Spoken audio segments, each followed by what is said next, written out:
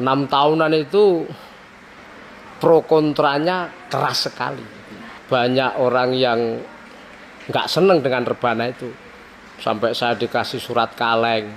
Kemudian vokal rebana itu pernah nangis di panggung gara-gara diejek oleh orang yang memberi sambutan.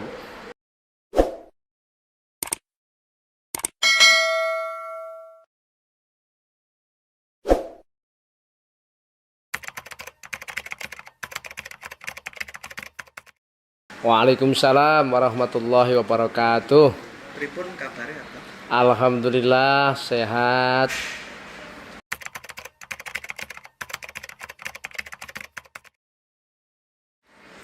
Awal berdirinya Rebana Wali Songo Sragen, seingat saya sekitar tahun 1996.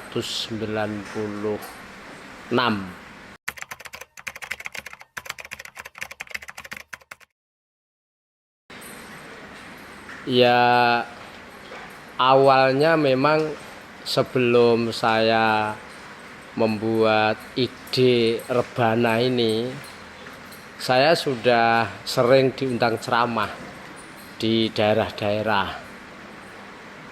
Dan saat saya ceramah itu, saya selingi dengan sholawatan, syiiran, musiknya itu pakai mic. Jadi mic itu saya pukuli begini ya, untuk ngiringi sholawatan itu. Kok enak, masyarakat menerima. Terus saya punya ide buat grup rebana itu. Ya alatnya sederhana, hanya terbang tam itu 4 atau berapa sama tangtungnya itu dan beduk 1. Hanya itu saja, dan vokal dan backing itu. Terus kok vokalnya sering fales kan, kalau nggak ada keyboardnya itu. Jadi nada awal itu tinggi, terus nanti di akhir lagu bisa turun. Nah, akhirnya membuat tidak enaknya lagu. Dan juga banyak masukan dari para penggemar supaya ditambah dengan keyboard itu, sehingga nada itu bisa stabil sampai sekarang.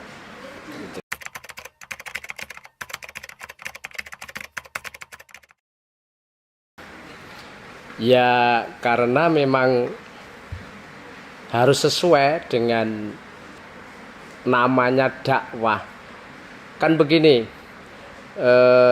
musik di Indonesia khususnya itu kan sudah banyak sekali. Ada dangdut, ada pop, ada rock, ada keroncong, ada macam-macam lah. Ya saya berpikirnya mosok selingan ceramah pakai dangdut, selingan ceramah mosok dengan campur sari, mosok dengan kelenengan. Saya harus punya ide yang baru, artinya ijtihad sendirilah, membuat budaya sendiri. Akhirnya ketemu rebana itu kan enak mas, kalau alatnya terbang, kemudian lagunya islami, ada sholawatnya, syairnya itu mengandung unsur dakwah. Itu kan tepat kalau untuk kolaborasi dengan dakwah itu sendiri. Sebenarnya kalau pakai qosidah itu juga bisa, dangdut bisa, tapi menurut saya kurang pantas saja sebenarnya. Dan sudah ada. Saya kan seneng membuat ide baru, baik, terus jadi budaya di masyarakat itu.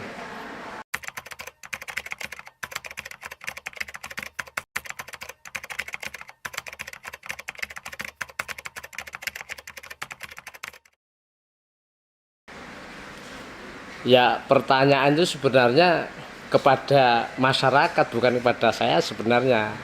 Tapi saya bisa merasakan lah dari pengalaman itu.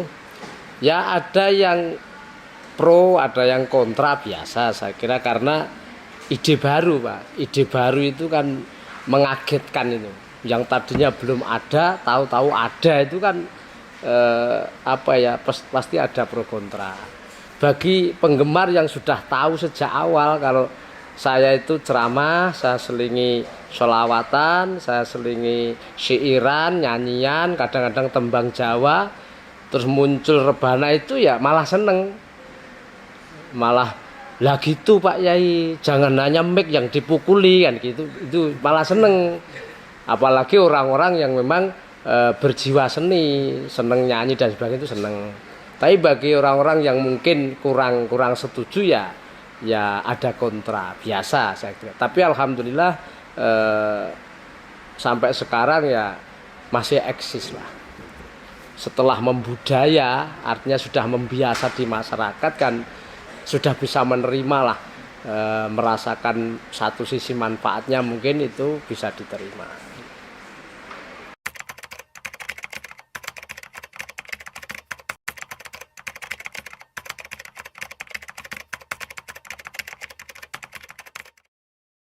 Ya secara pribadi alhamdulillah, berarti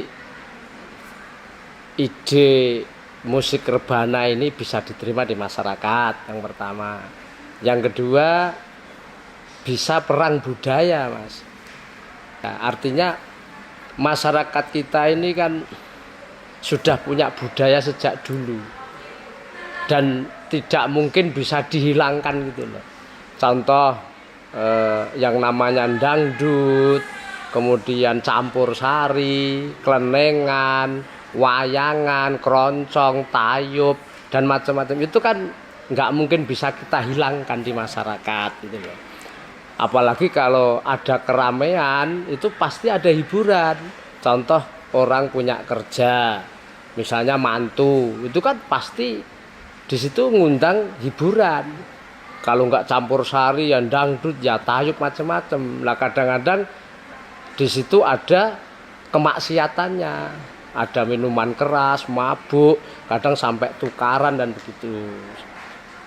Lah setelah ada rebana ini alhamdulillah bisa mengurangi itu. Artinya kalau punya kerja hajatan di situ ada musik rebananya, itu otomatis orang nggak mungkin mau mabuk, minuman keras nggak ada, tawuran nggak ada. Di situ kemanfaatannya satu sisi.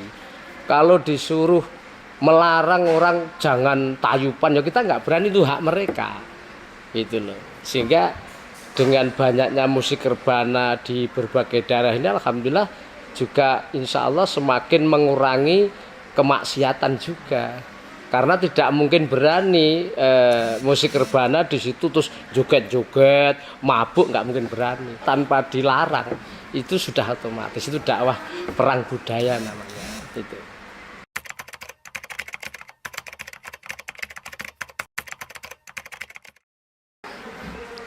Pengalaman rebana dan saya yang paling menarik ya ada sekitar tahun 2002 saat almarhumlah Simbah Kiai Haji Abdurrahman Wahid Gus Dur rawuh di Pondok Pesantren Wali Songo ini.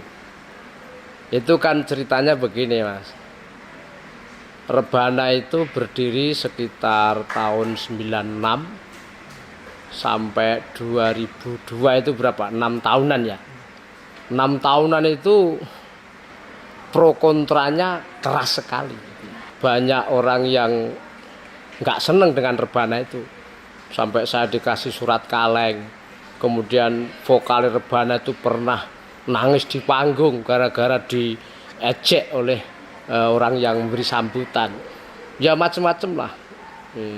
Bahwa musik itu haram, penyanyi itu nanti ahli neraka, macam-macam. Saat itu memang masih kontranya itu luar biasa. Karena ya memang hal baru itu tadi. Kemudian begitu ada kabar Gus Dur mau rawuh ke Wali Songo, saya ada jadwal di Klaten waktu itu. Kalau nggak salah malamnya saya dari Kudus terus ke Klaten, tidak tidur malam itu karena di Klaten itu jadwalnya kuliah subuh. Saya nginep di tempat panitia, saya ngarang lagu. ngarang lagu yang saya niatkan untuk supaya Gus Dur itu rawuh. Judulnya Kabejan itu, Mas. Lagu Kabejan itu ceritanya. Kahananing urip iki tansah gilir gumanti. Iku ta? Bunga susah iku lumrah kabeh wong do ngalami. Itu lagu itu saya buat, alhamdulillah Gus Dur rawuh bener. Setelah Gus Dur rawuh di Wali Songo ini, padahal saya tidak menceritakan tentang pengalaman rebana itu, enggak sama sekali. Saya yakin Gus Dur mungkin tahu. Saat Gus Dur ceramah di sini kan intinya kalau nggak salah ini, ya menceritakan tentang dakwahnya para wali dulu. Saya ingat begini kalau nggak salah, di salah satu ceramahnya Gus Dur itu, ya kalau dulu Sunan Kalijogo kan kemana-mana bawa wayang. Nah sekarang kan Yai Ma'ruf kemana-mana bawa orjen, enggak masalah. Itulah habis itu terus pelan-pelan itu reda masyarakat itu. Enggak ada yang meneror, enggak ada yang membenci. Terus malah mulai bermunculan orang yang salut dengan rebana Wali Songo. Saya banyak telepon dari berbagai daerah. Saya pernah ada telepon dari luar Jawa, kalau nggak salah Sumatera, tapi lupa namanya. Saya nggak kenal. Beliau telepon, Pak Yai, minta maaf beliau. Nyuwun ngapunten, kula riyen niku nate ngelek-ngelek jenengan gini. Tapi anu nggih, ngapunten nyuwun izin, lagune jenengan kula nggih. Itu banyak sekali. Bahkan ada salah satu kiai itu telepon ke saya bukan hanya minta izin lagu. Metode cara dakwah saya itu ditiru beliau. Saya ya monggo iki wong itu bukan milik saya, itu kan ilmu itu kan dari Allah. Monggo nek jenengan seneng ya monggo terserah. Itu yang paling mengesan. Ternyata sampai sekarang sudah ndak ada masalah. Malah sekarang saya kira sebaliknya, kalau pengajian umum ya, konteksnya pengajian umum di masyarakat, acara apa itu nggak ada sholawat rebananya, itu malah nggak menarik. Bahasa ekstrimnya ya mubalek lah, itu nggak bisa sholawatan, nggak bisa nyanyi ya malah nggak disenangi masyarakat. Sekarang seperti itu yang saya tahu loh ya.